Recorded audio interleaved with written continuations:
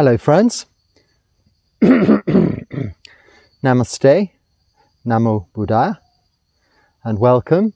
It's very nice to be sitting under the shade of this beautiful, very old banyan tree again to look at your comments and talk about some of your questions, if I can. I'm no longer in the banyan tree graveyard. I was there for 2 nights, but on the 3rd afternoon it became very rainy and the whole place where I pitched my tent washed away with a river. Not from the rain above, but from the torrential water underneath. So I'm back in my room, just over there. The banyan tree graveyard is just behind me. But this is a very nice place to sit at this time of day. So most of the day actually, but some workmen from over there use it at lunchtime, and who can blame them? Lovely place to be. So let's take your questions and see what we can do. Okay, first one. Namaste, Namo Buddhaya, Bhante. I want to ask you if it's possible to make money offerings to... Sorry, I'm mumbling. Yes, so Namaste, Namo Buddhaya, Bhante. I want to ask you if it's possible to make money offerings to the Buddha shrine. I go to the Buddhist temple in my city. Actually, I won't read the whole question. I've already replied directly to the subscriber. So just apologies for not reading the entire context of the question. But the point of the question is, should you make financial, money, cash donations to a Buddha shrine, as in the Buddha Rupa, we call it, Rupa being form. We often use that term, say, in the 4 foundations of mindfulness. The first of those is Rupa, body, mindfulness of the body. So body is Rupa, form is Rupa, all substantial things. A Buddha statue we don't call a statue, we call it a Buddha Rupa. But a shrine set up with a Buddha Rupa, often flowers, incense, candles. And you'll often see also bowls of fruit, food and things like this being offered to such a shrine, such a Buddha statue, a Buddha Rupa. And this subscriber is asking if he can make financial donations, leave cash for such a setup in his own town, where there aren't any Theravada Buddhist monasteries, but some other traditions, and these are the only opportunities he has to fulfill what, as he mentions later, is his promise to the Buddha to give part of his earnings to the Buddha. He refers to actually giving money to the Buddha. So I explain, well, look, you're not giving to the Buddha. The Buddha's dead. He was our teacher, highly revered, who attained to parinibbana. For final attainment, parinibbana, never to be reborn again. So the teacher himself, as in the man, is no longer there. And this is just a representation, an image, which frankly probably doesn't look necessarily much like the Buddha would have looked for most of his life. It's a representation, something for us to increase awareness and mindfulness that there was such a teacher. It isn't an idol or an effigy to be worshipped, prayed to, or asked of for help in any way. It is simply that, just a reminder of the teacher. The Buddha's actual legacy are the Buddha's teachings, the Dharma. So we take refuge in the Buddha, the Dharma and the Sangha. The only and one of the foremost qualities in our practice, if we take the 10 parami, which aren't a list in themselves that are contained in the sutta, but qualities that are picked from the suttas and then put together in later years into a list. The first of which is dana, giving, generosity. Because of course, as we all know, by giving, by donating to some good cause or to give to your family or loved ones or friends, not only helps them, it also helps you by giving you an enormous sense of well-being. It is often said that it is better to give than to receive. And of course, yes, it is of immense pleasure to give. Often a recipient is in need, so it is satisfying a need, but the giver is giving, not through need, but through wholesome desire, chanda, as opposed to tanha, which is unwholesome desire, craving or thirst. Chanda is wholesome desire, one to be cultivated, and giving is a very good quality. So your intentions are so very good, subscriber, in what you're aiming to do, and maybe just the wording in translation has gone a little awry, a little off course, because you're not actually, when they're offering food at the shrine, when they're even offering flowers, incense and candle or light, candles, it isn't for that statue. It's just a piece of wood, metal, or very often plastic, fiberglass, painted these days. It's representative of the teacher. Then we are acting in accordance with his instructions as to how he was to be revered. He was asked who would replace him, and he said, no one will replace me. I won't be replaced until long after this Buddha's sasana has gone away, been forgotten. And he predicted a term of 5,000 years for that. So we're 2,500 years through this Buddha sasana, halfway through. And then eons, which is an infinite, incalculable amount of time, not infinite, but incalculable in our context of timing to understand. After this 5,000 years period is finished, then another Buddha, the Maitreya Buddha, he's already been named, or she, I don't know, will come along. So in this time, there is just this one Buddha. And how do we revere him? Well, by practicing what he taught us, his teachings.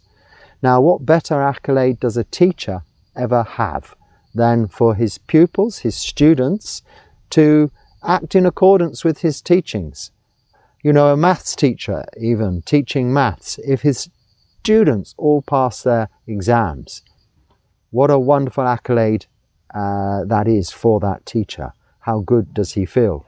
Now, if they all fail and don't do or don't listen to him, then he is going to feel a little disrespected. That he's going to feel that his students didn't really take on board what he was teaching them.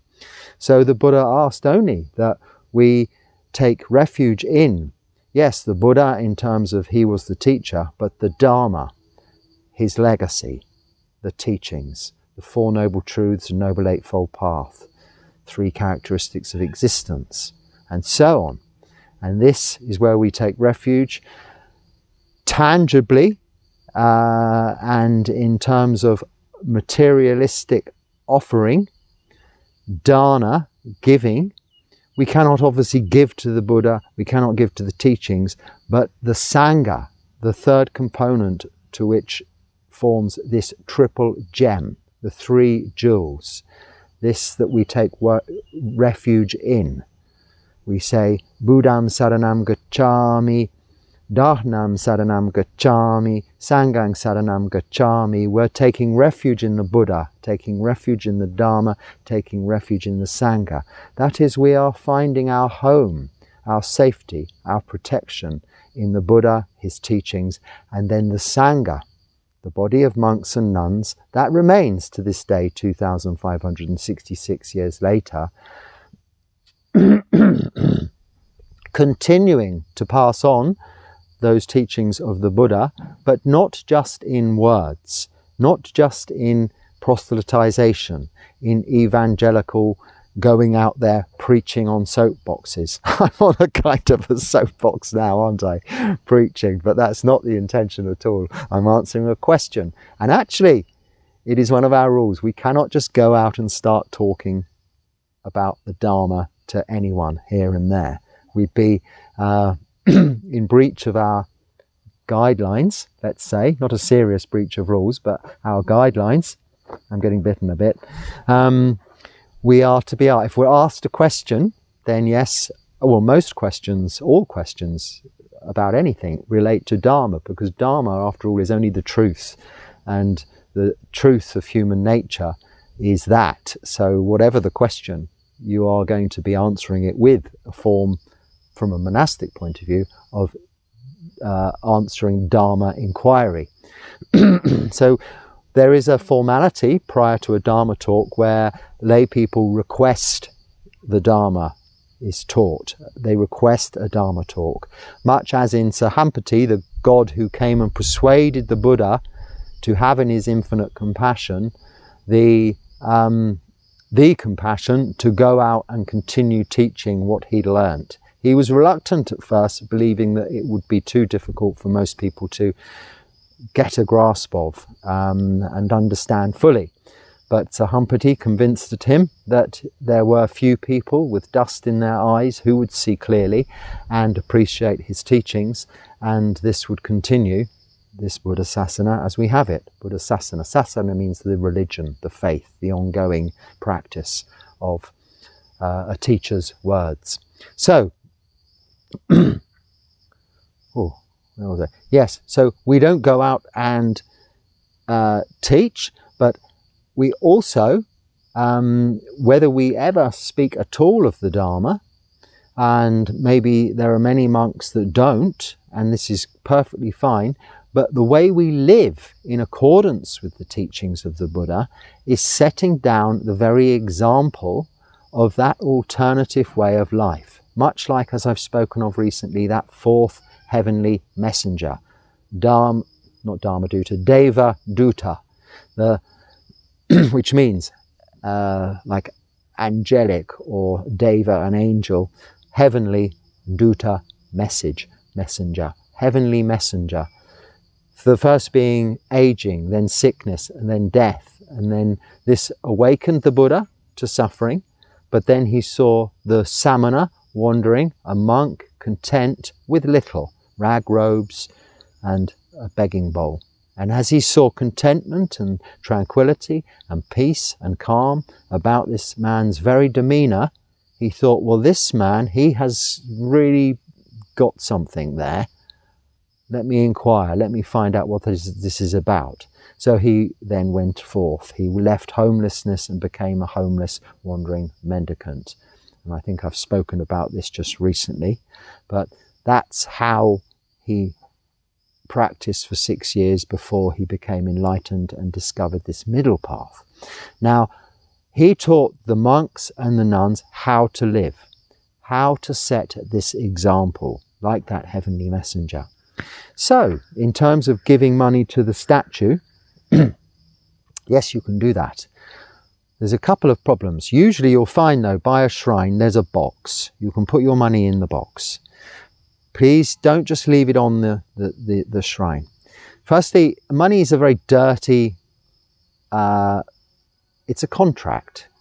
It's not something we should revere. It's a useful thing. We need it in lay life, it's needed, but it's nothing to be honoured. It should not be placed on an altar. It's dirty. It's been in many hands that have been in many places. It's not clean. It shouldn't be placed on an altar. This is only my own personal opinion, because I see lots of places where they pin money all over the place. Personally, I think it should go in a box and be hidden away. There's always a donation box, and you can put the money in there. Now, I can't promise you as to where that money is going in these boxes. Who knows? But this is not the point of dana.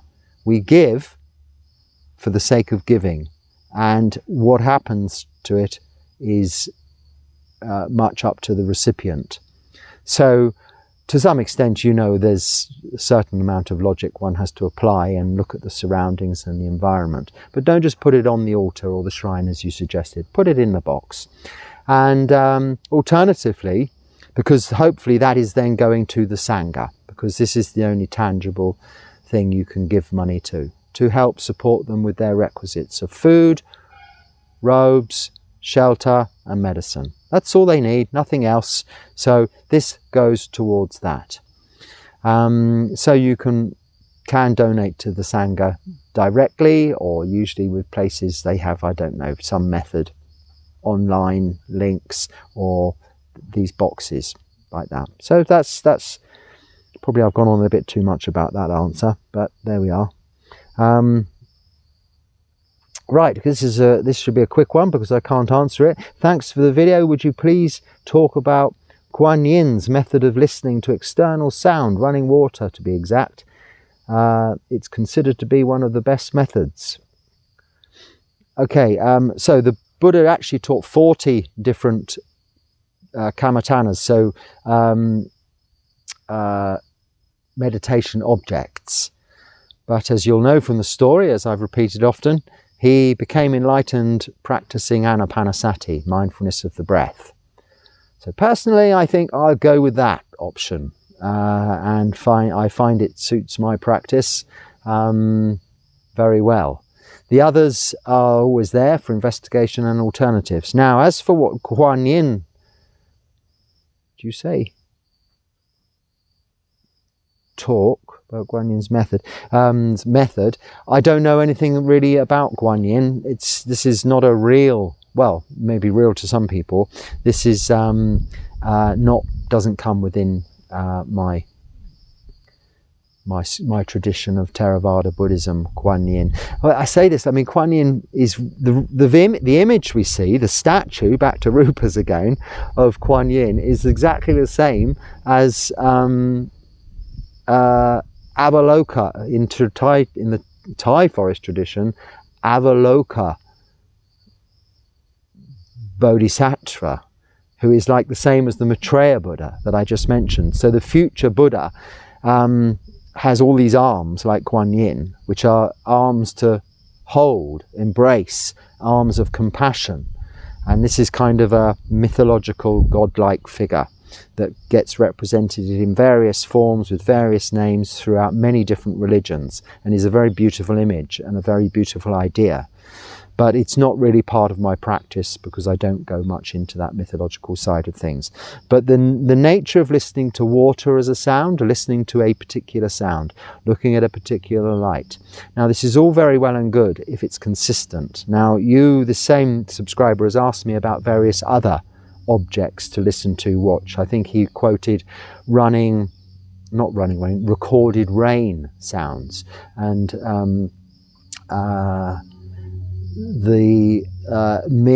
this is a very nice one, but the effect of just holding, embracing, cuddling his young son, as he's relaxing, he's going to sleep, something like this, as a meditation object, because it does bring about this feeling of calmness and peace, and metta, of course, compassion, and mudita, which is developing equanimity. So it has that desired effect. But my question back to that is, well, no, not my question. Well, yes, it could be. If you don't have those things, what do you do? If you don't have the recorded rain, if you don't have this running water, if you don't have this particular color of light or shade, your sun isn't there. If you're not in this situation, then what do? We develop this practice to be able to meditate on a meditation object that we always have access to, whatever the circumstances. And the only thing that we can really say that we will always have until we stop doing it, when we'll be dead, is the breath. Even if the breathing is very difficult, it is there. It is observable. As long as we are conscious, we can be aware of breathing. Right until we stop breathing when we are dead. So we don't need batteries for that. We don't need to go to a particular location. Conditions don't have to be suitable. The breath is with us as a continuous meditation object throughout each and every day during all of our activities. So this is why it's the perfect meditation object. If you don't like it, you say for some reason it's uncomfortable or it's too subtle, then this is what you focus on. What is it that's uncomfortable about it? Why is it subtle? Where can I notice it more?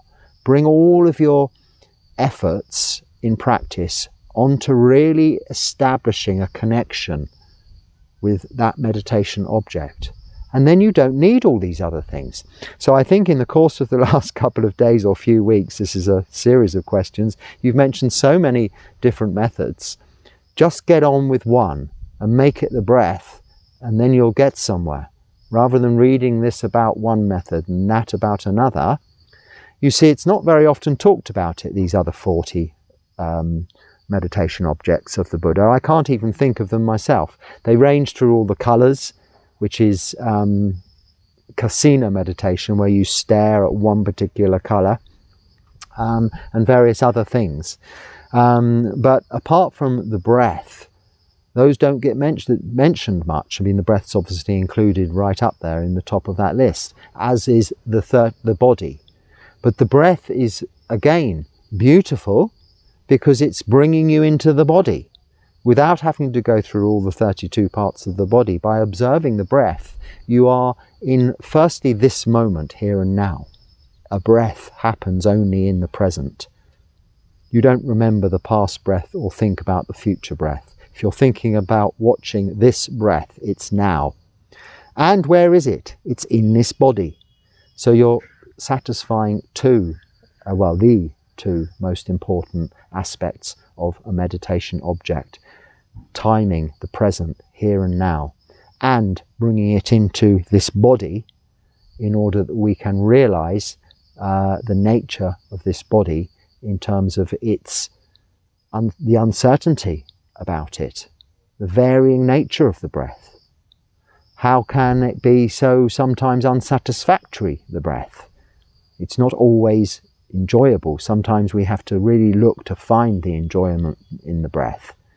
And that it's really not in our control. The pace, the depth, the temperature, it's all out of our control of the breath, because it's of course our body, which is not us. We're just observing it. So the breath is the best meditation object. Again, I spoke rather a long time for a short question. Phra Dan, did the Buddha use other mudras?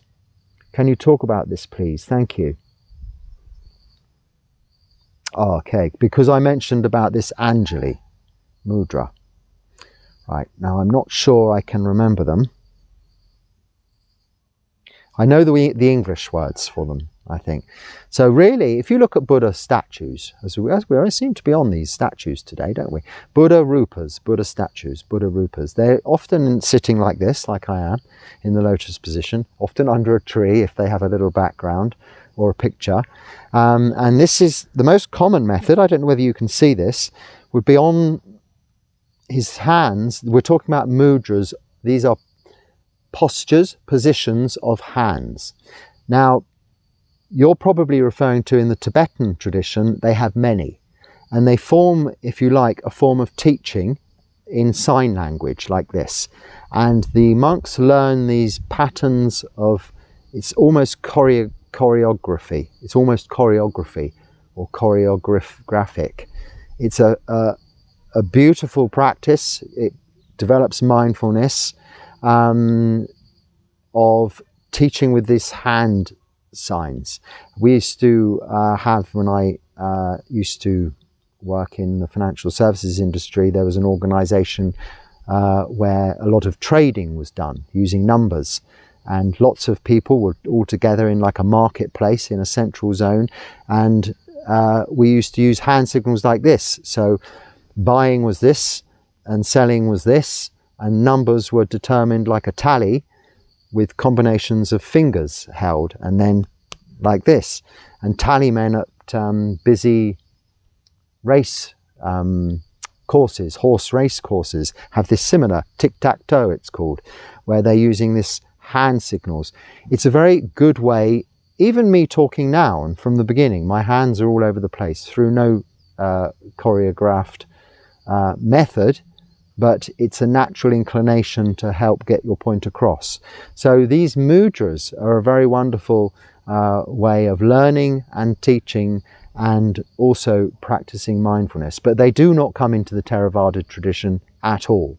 There's just one. Well, there's two. We hold our hands in Anjali, when we're talking to a senior monk, as a monk, or as a lay person to any monk. You hold your hands in Anjali when speaking. And the other is in meditation, we're taught that we should have our left hand palm uppermost, with our right hand on top of that, and our thumbs gently just connecting, just touching, and then in our lap. And this is the one position you will see, one of the positions you will see the Buddha sitting in. And this is called dhyana. It's spelt D-Y-A-N-A, or we could say jhana, as in the meditation state of jhana, because this is his position for meditation. And this is the position we teach and we use to practice our own meditation.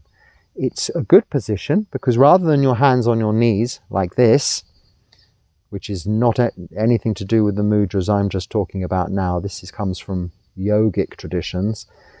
With this position, your hands are very relaxed. Your elbows are hanging from your shoulders, but your shoulders are in line with your ears are in line with your shoulders in line with your elbows, and your elbows in line with your hips, but resting lightly on your laps with no friction, no effort required.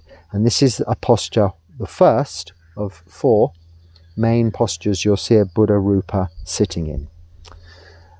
You will also see, and this is a very common one, you will see, is often when he's in the standing position, is this one, his palm, right palm up and uppermost. When he's sitting like that, his left hand remains where it was before in the jhana mudra. Now this is the abhaya mudra. Abhaya means fearlessness. So he's offering his right hand palm face uppermost to show, literally speaking, he has no weapon. And this, of course, isn't strictly the case, but this is the idea of this signal. So it's, I'm giving you fearlessness by keeping sila, as I spoke of yesterday. The best gift we can give to people is by practicing keeping the 5 precepts, because it is promising to refrain from doing harm to ourselves or others. So others then have that confidence you won't harm them. So this Buddha sitting like this, or often this is in the standing position actually, is the abhaya mudra. And that is fearlessness mudra. Now the other one is, I'm never quite sure how this one quite goes. I can't do this one because he touches this middle finger with this like this. And I haven't got this middle finger. But if we use this finger for demonstration purposes, this, okay, this is called the,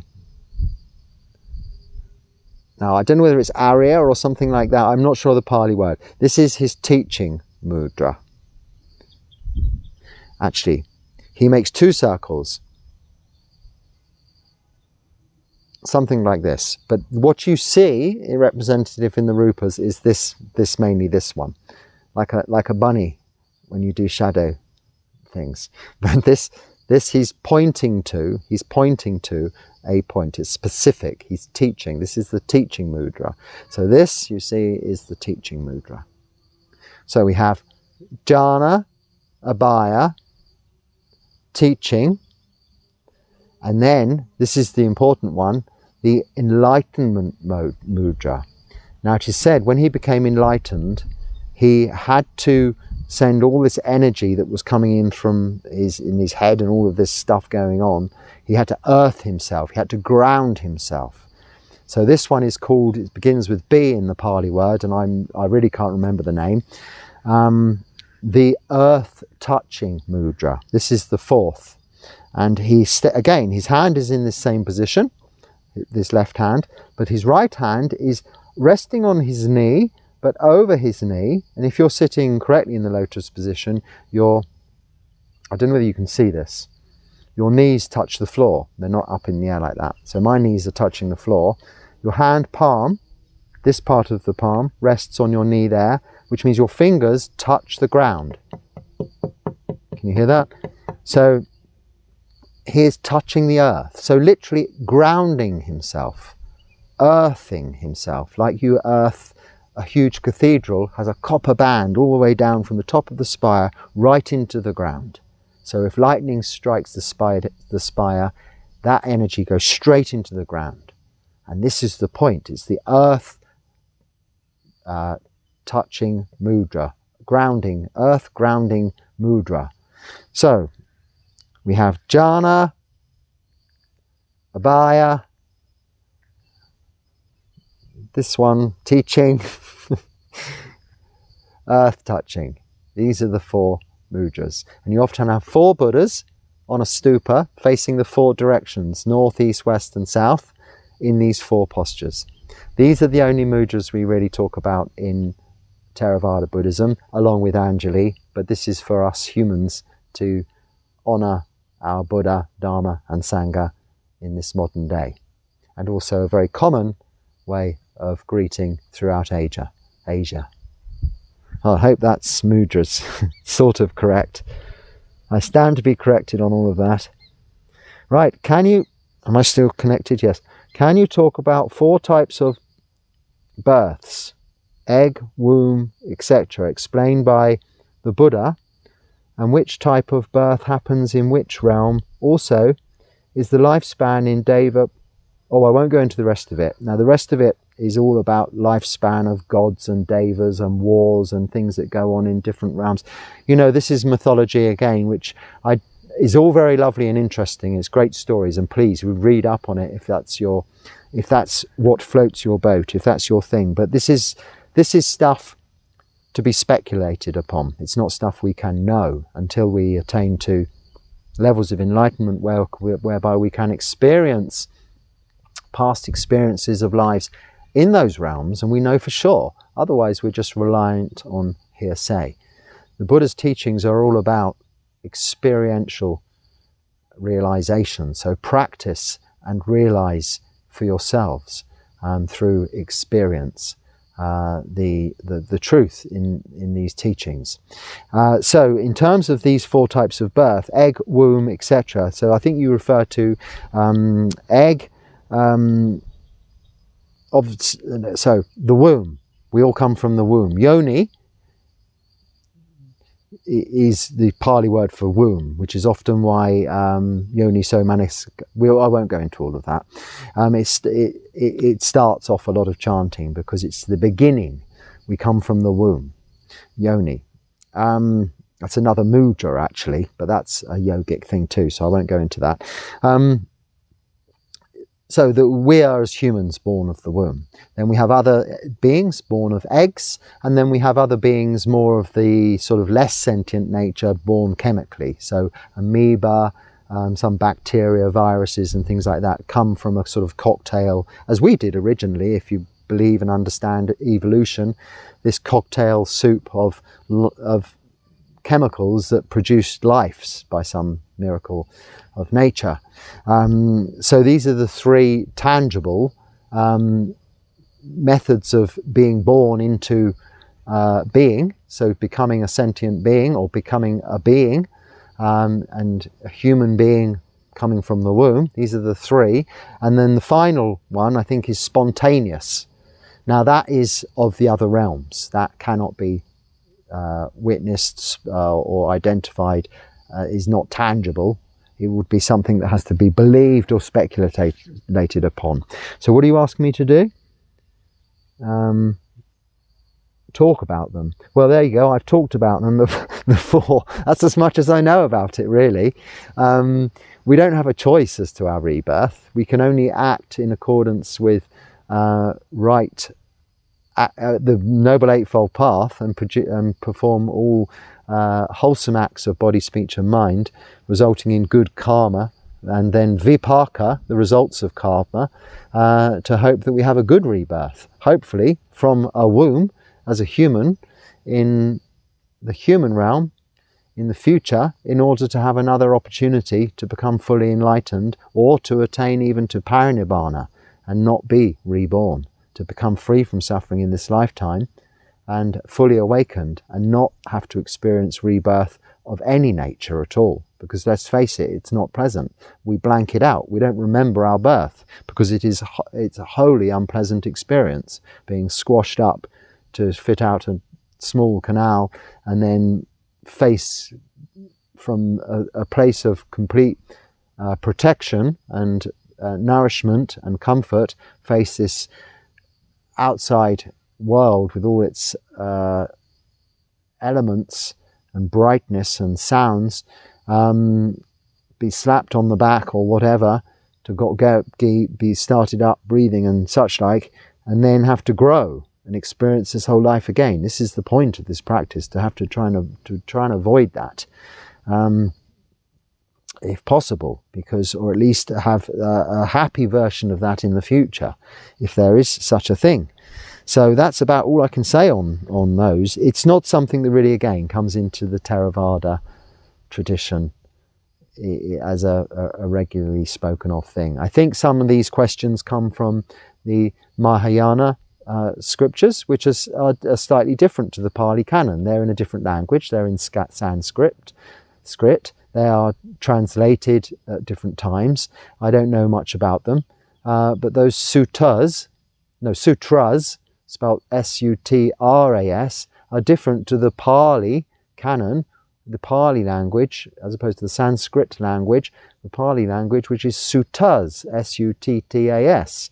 So it's a different scriptural text that some of these questions are coming from. So I don't know that scriptural text, so I can only speculate. So there's no point on me speculating. I can only say I don't know, or tell you what applies to this tradition. I did research the other traditions before I came into this tradition, and I chose this tradition because it was the one that I saw closest to the actual teachings of the Buddha. It means Theravada, way of the elders, because it's purported to be the oldest and most closely related tradition attributed to the Buddha and his closest disciples at the time, and was passed down from there without any change, either location-wise or geographically. Okay, it moved out of India, but it's found in the nearby countries, Sri Lanka, Thailand, and Burma or Myanmar. And further than that, you find Mahayana, where it's travelled a further distance. And what happens when things travel a further distance, like Chinese whispers? It gets embellished. Next question. I didn't look at the time. I'll just keep going. There are many non-virtues we can do through our mind. Okay, there's a whole series of questions on this same subject. Someone's, again, coming from another tradition, I don't know what tradition, talking about the 10 non-virtues in Buddhism. Now, these are a little bit like the 10 Commandments, but different. There are 10, a little bit like the 10 parami. Don't come strictly out of the scriptures, but have been put together, a separate list that came later. But they're the opposite of the parami. Parami are good qualities. The 10 non-virtues are bad qualities. Well, firstly, why dwell on them? There's no need. The subscriber comes back with, what about this one, what about this one, what about this one? Not 10 times, but it's getting that way. And I keep replying, well, look, if you keep the 5 precepts, you refrain from killing, you refrain from stealing, you refrain from sexual misconduct, you refrain from lying, and you refrain from intoxicants, then you will do no harm through body, speech and mind. You will do no harm either to yourself or to any others. That is how the Buddha taught us to be virtuous, moral beings. That is sila in the Pali language. If you're keeping the 5 precepts, it doesn't matter if there are 10 non-virtuous behaviours or 100 non-virtuous behaviours. All of them are covered by those 5 precepts. Those 5 precepts cover anything we can possibly do bad. Name one thing that is not covered under those 5 precepts. I said this, and the questioner, the subscriber, said, what about thinking about this bad thing about this person? That's not covered.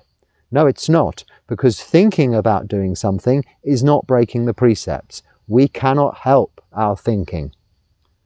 We cannot control our mind. Meditation even isn't about controlling the mind. It is about observing the mind, watching the thoughts arise, stay, pass away.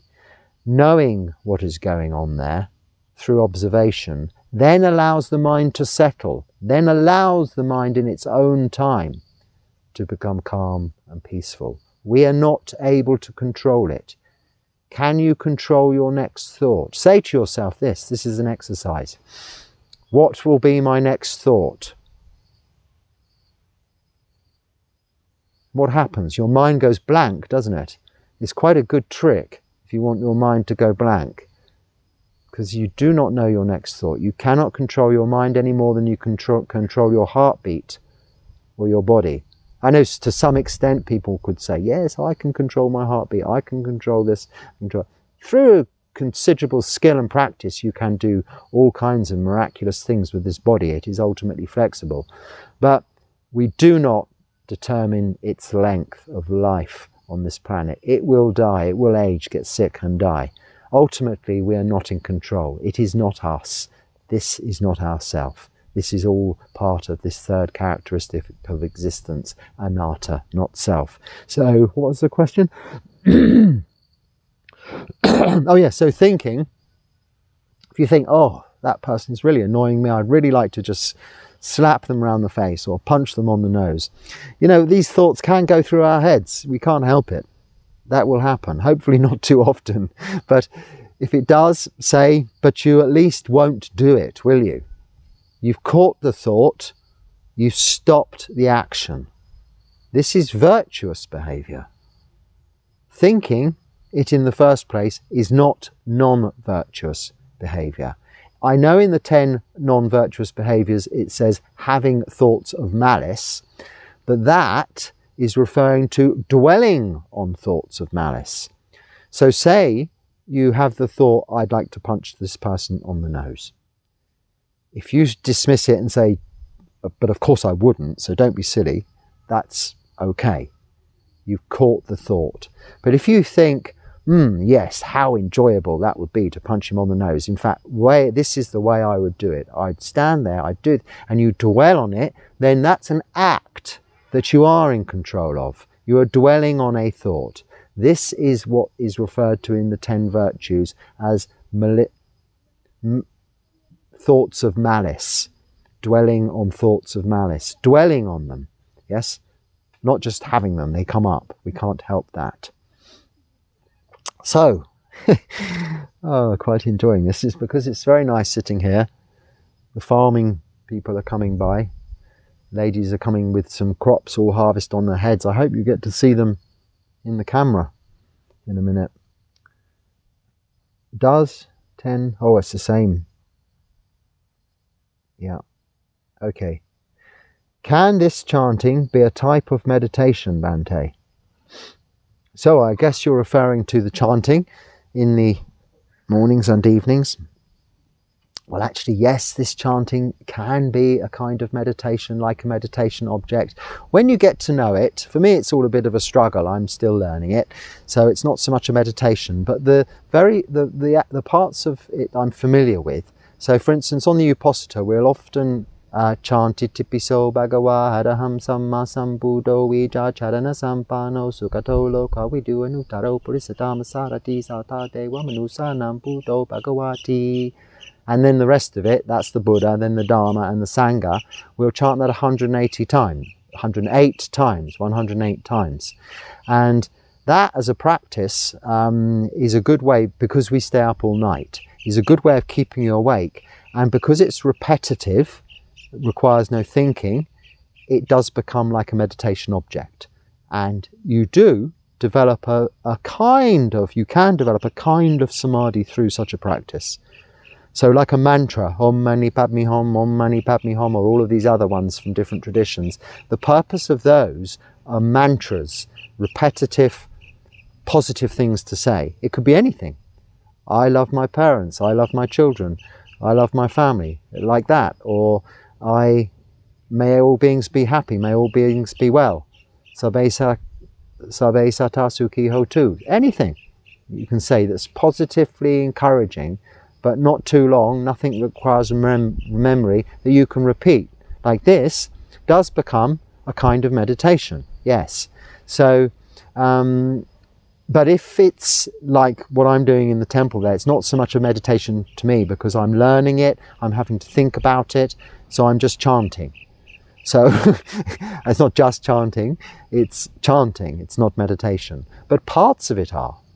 And it's a very good exercise to get you ready for meditation. After I finish chanting in the evenings and in the mornings, but in the mornings I don't have the opportunity because I have to go on alms round afterwards. But in the evenings, well, even after the meditation, the chanting in the mornings, I really feel like meditation. It really gets me in the mood for meditation. Not just because of the subject matter, because if you listen to the English translations that I've been chanting, it's all about this practice and meditation. Well, what I chant is, I tend to leave out a lot. I like to chant the stuff about practice in itself. The Buddha, the Dharma, the Sangha, the three characteristics of existence, and the practice. And like the four Brahma Viharas and things like this. And impermanence and suffering. And anatta, out of our control, or non-self. This is the chanting I like to do to remind myself of all of that. Contemplative chanting. So then that leaves me in a very good frame of mind. It's such a very good warm-up exercise for meditation. So if you come from a very busy day and you want to sit down and meditate, a good place to start is with a tipiso, reflecting on the 9 qualities of the Buddha, both in English or both in the Pali and in your mother tongue, your own language, so you can understand it, or just one, whichever you prefer.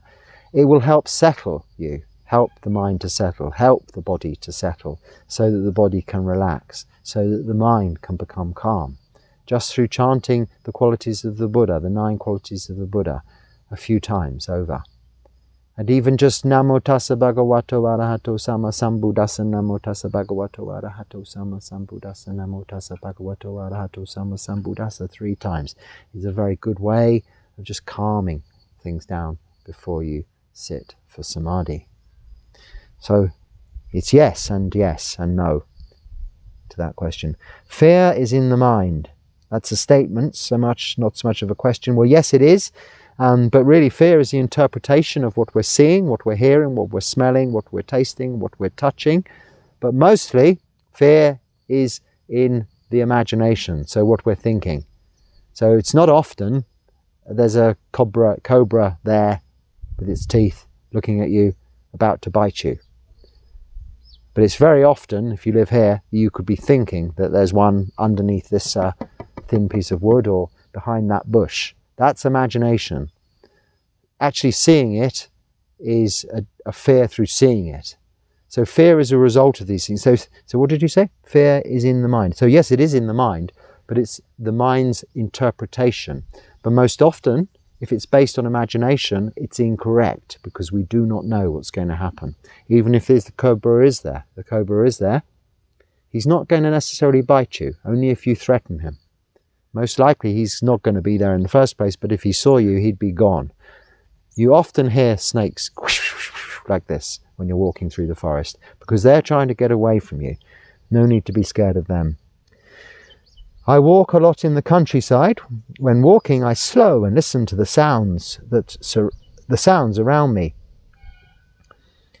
Is this walking meditation, sound meditation, combined meditation, or no meditation at all?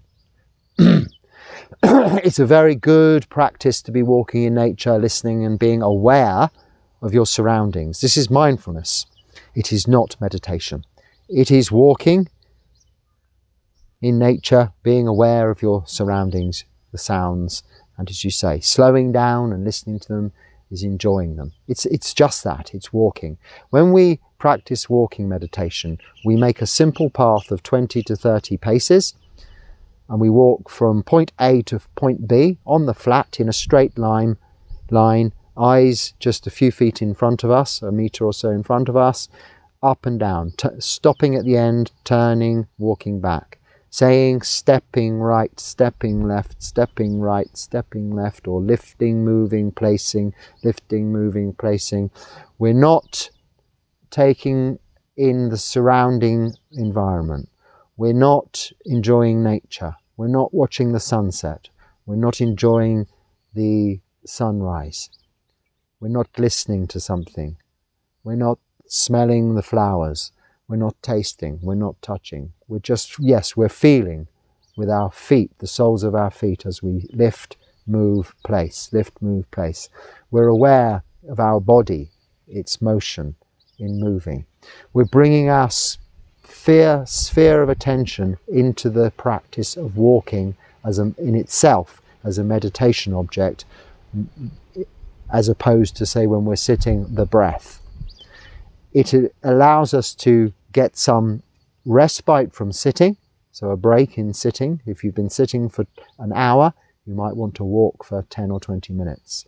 Or if you've been sitting for 3 hours, you might want to walk for half an hour or an hour. But just up and down, continuing with mindfulness of just one thing, this walking motion, very simple, nothing more than that.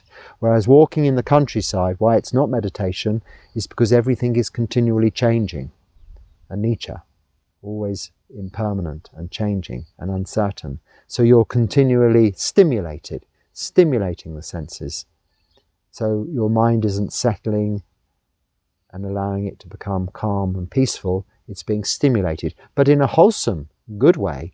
And this is a good way to practice mindfulness, because by that practice of what you're doing, when walking in nature, stopping, slowing, listening to sounds, although it might not be meditation, it's exercising mindfulness literally, bringing your awareness to what you're thinking about what you're experiencing.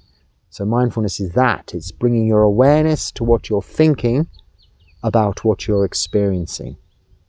And then having the opportunity to determine your actions with equanimity. This practice is very good. Then when you're not in nature, you will also be able to practice mindfulness more easily. And it saves you making mistakes, having accidents and getting into trouble. Makes life go more smoothly. Right. Oh, where did I get to? I lost it. I walk in there. Here we are. Oh, someone's afraid of snakes. Well, I've spoken about that, so we won't need to go into that again. Other than the difference in theology, what do you think is the greatest difference from the Buddhist monk and the Theravada tradition, and say a Benedictine or Cistercian monk? Well, I know about Benedictine monks. I stayed in a Benedictine monastery in England for a while, and that is it's a Christian order, essentially. Well, I mean, that's a strange question, because, well, that's a very good question. But you say apart from, other than the difference in theology. Well, a monk just means a renunciant, someone who's given up everything in exchange for his faith in his religion, or her faith, if it's a nun, in her religion. Okay, so you can't say other than the theology, because that is the difference between those three different kinds of monk. So a monk who is a Buddhist monk is different to a Benedictine monk, because his theology is Buddhism, whereas a Benedictine monk follows St. Benedict, the Benedictine, who was a monk, a Christian monk. And I don't know what the other one is particularly. I've heard of it, but I'm not sure of the details. But anyway, all these different traditions, religions rather, a monk is a monk, and that the difference is the theology. So I have to say, well, but then other than that, no, the monks, there's not much difference, because they have renounced everything. Now, in terms of their rules, what they can and what they can't do, of course, there's differences even in Buddhism between different traditions.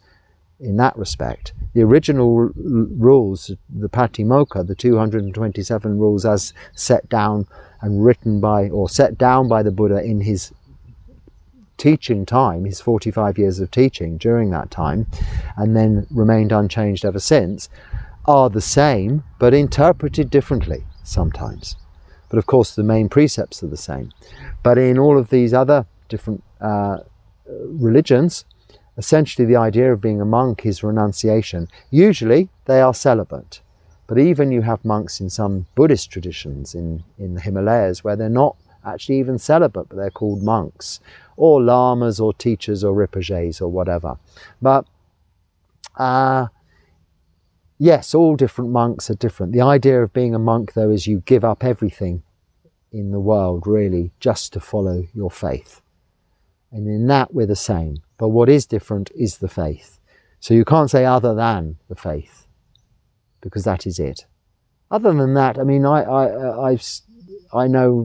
lived also, I mean, I was schooled in a Catholic monastery with Catholic monks. So my experience of monastic life is threefold in that sense. A long, long time with Catholic monks, a little while with Benedictine monks, and now quite a while with Buddhist monks. And they're pretty much the same, monks, but the theology is very different.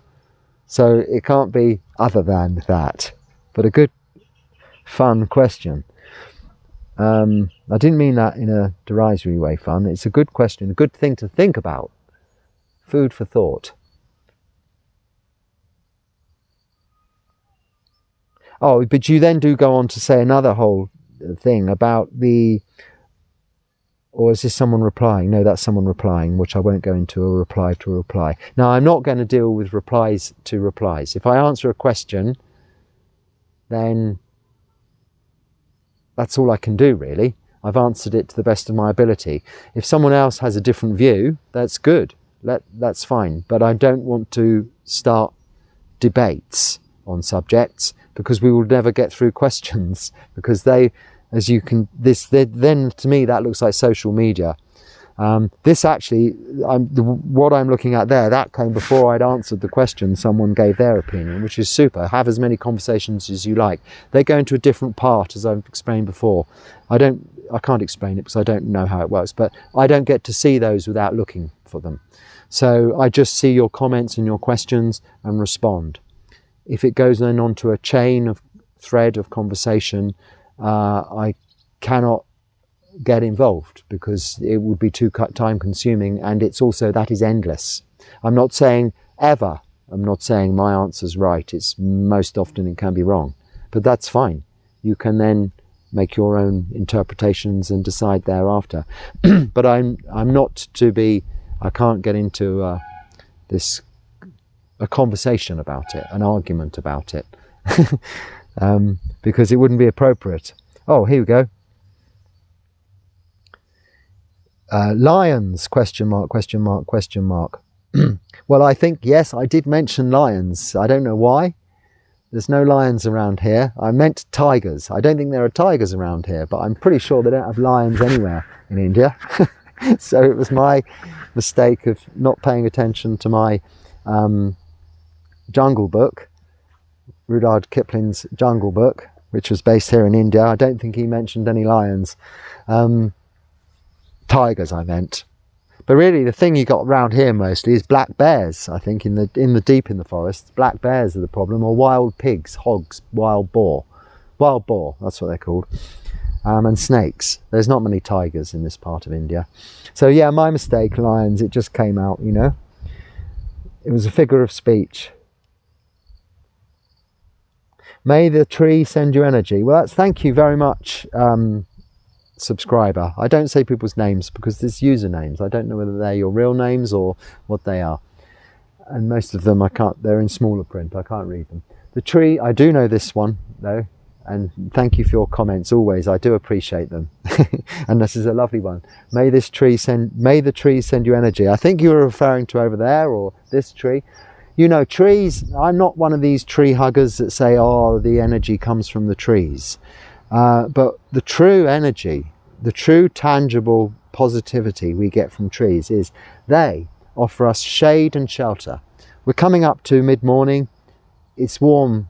The sun is getting stronger, but this beautiful tree is shading me. And also it is absorbing that sunlight and using it to convert its energy inside for its own growth, to ensure that protection continues, protecting all of the creatures that live underneath it. There are an infinite number of creatures, not just me sitting under this tree, using it as its protection and living within it. There's that. It's also producing oxygen. into this planet. If we had no trees on the planet, no plant life, there would be no oxygen. Our oxygen comes from the conversion of carbon dioxide. Well, there would be oxygen, but it would be different. The oxygen is converted, the carbon dioxide is converted into oxygen by this plant life and these trees. So there's so much beautiful energy coming out of this tree that you can tangibly explain. But yes, thank you. May the tree give. It is giving me so much energy, intangible energy also, because this is a beautiful old banyan tree, and they are, in this part of the world, one of the most splendid trees. The Bodhi tree, also the tree that the Buddha sat under and became enlightened, and the banyan tree, they're synonymous with meditation. They're synonymous with faith and religion. You'll see many of them with, this one has offerings. I did actually move some out of the way because it was food and it had ants on it. It'll have offerings underneath it. Round the back there's a little altar, a stone, where they'll put candles and lights because of the nature of it being an old tree. It's much older than anyone around here. Anyone living today, it has been here many years before and will probably be here many years after. So in its mere age, we owe it that respect. So thank you for that beautiful sentiment and comment. And all of your sentiments and comments, subscriber, you know who you are. Death awareness is your best friend.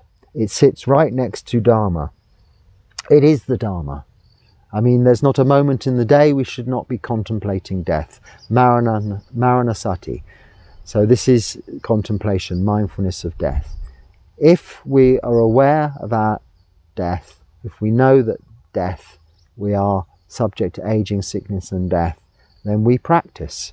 If we think we've got all the time in the world, we don't. We put it off till tomorrow. It arouses urgency. But essentially it is the Dharma because it's the truth. Dharma just means truth. So it doesn't sit next to it, it is the Dharma.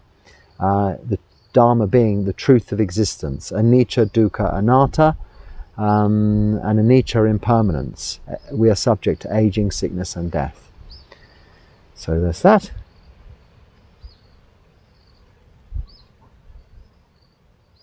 So, dear teacher, as I going deeper in meditation stages, sometimes, I'll start again. Dear teacher, as I going deeper in meditation stages, sometimes something happened like uncontrolled behavior, which I would never been expecting from my recent, really quiet mind. How can be possibly happening? Thank you for reading. Okay, subscriber, reading. I'm never reading anything, by the way, but it doesn't matter. I know what you mean. You mean it in the sense of talking. Well, there's two things. I mean, we do get involuntary body movements. You know, if we go deep into samadhi, like when you're asleep or twitches, this is going to happen. Just know that as involuntary bodily movements that will happen. This body is not within our control. This is anatta. However, saying that, if you mean just generally speaking in your behaviour, that you're having uncontrollable behaviour, the question I have to ask is, are you keeping the 5 precepts? You see, this practice is sila, the 5 precepts for lay people, moral virtue, no killing, stealing, sexual misconduct, lying or intoxicants. Yeah, and meditate, samadhi, sila, samadhi and meditation. And this is then developing panya, wisdom.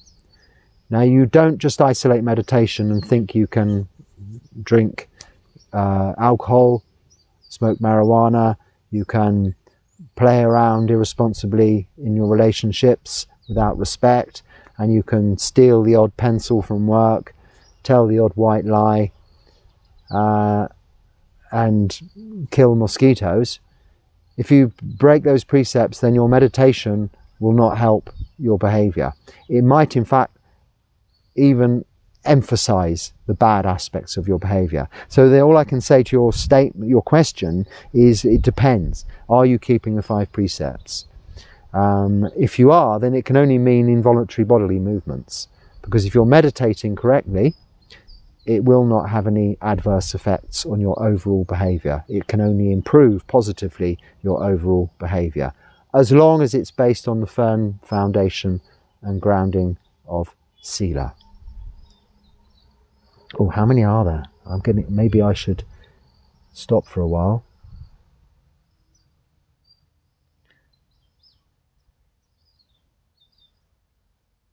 Oh, should I dare say that one? Oh, there's only 3 more, so I'll just do this one quickly. These 3 more. Buddha can't save you. Seek God. He is only found in Jesus Christ. Well, peace be with you. And I did say you are correct. The Buddha cannot save us. No, he didn't teach that.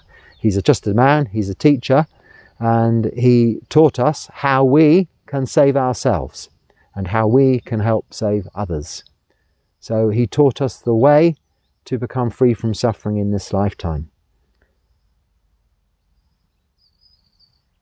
And that is actually the same goes for Jesus Christ. He taught us how we can save ourselves and how we can save others. So I agree with you. I'm not going to be drawn into any argument there. Now this is in Polish or something, or Russian, I'm not sure, but I can remember the question, something about these videos and good editing. Now, I don't know whether you meant tongue-in-cheek or sarcastic good editing, as in I don't edit anything, but that was my answer. There's no editing, it's just as it is. I don't know how to edit things. I just record it, send it, that's it, done. But you might have meant that. Well, it's so bad, appalling. You you live in at Bodh Gaya? ? Oh, no, I was ordained in Bodh Gaya. My Upasampada higher ordination was in Bodh Gaya. My Pabaja, my novice ordination, when I first took on robes, was here in near here in Bangalore, South India. But I took higher ordination in Bodh Gaya a couple of years ago, and I've spent a lot of time in Bodh Gaya because it's the Mecca of Buddhism. It's the holy site of Buddhism, the main one where the Buddha became enlightened. And I have meditated under that Bodhi tree there for 108 hours in order to try and to become enlightened.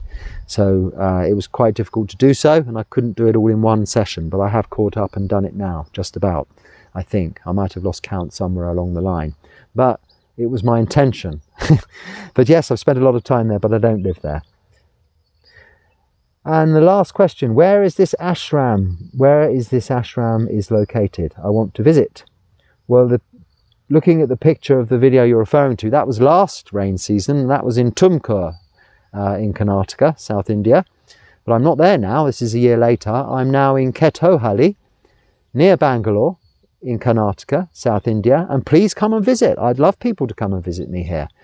We don't offer anything in terms of accommodation or anything at all we can't offer you, but there are facilities around. You'd be very welcome to pitch a tent. I'd soon find you some bathroom facilities or something. Come and if you're a lady, you can't do that. Only men or accompanied ladies by preferably their partner, a man, or if it's a group of ladies, then you'd have to get in touch, because I don't know that there's a group of Upasaka ladies locally. We'd organise something through my local monastery. But please, anyone, invitation is open. You're welcome. Come and visit me here. It's a very beautiful part of the world. It's very simple. You can meditate here. You can enjoy and practice and come and join me in chanting. You can take precepts. You can just come for an hour. You can come for a day. You can come for the rest of the Vassa if you wish. We have to see how it goes on a daily basis. The usual course of events is you just come for a day, first of all, and if that's okay, maybe 3. And then if that's okay, you can stay longer. So yeah, anyone's welcome to visit me. And if you email me, I'll send you actual directions. That's the end of the questions. If it's gone on for too long, I apologise, but I think hopefully we've resolved the issue of the camera cutting off at a certain time, and now is the time for me to find that out. Thank you for watching. If there's anything useful there, please, I hope you can use it. If not, don't worry about it. Don't feel you have to argue about it. Just let it go. Okay, thank you for watching. Be happy and stay well.